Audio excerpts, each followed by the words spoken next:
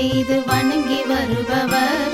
அவர் கோமாதா ஆசி தினம் கிடைக்க பெற்றவர். கோமாதாவை பூஜை செய்து வணங்கி வருபவர். அவர் கோமாதா ஆசி தினம் கிடைக்க பெற்றவர். கோமாதா ஆசி பெற்று வாழ்ந்து வருபவர்.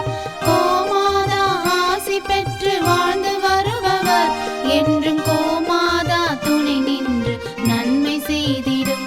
என்றும் கோமாதா துணை நின்று நன்மை செய்திடும். கோமாதாவை பூஜை செய்து வணங்கி வருபவர். அவர்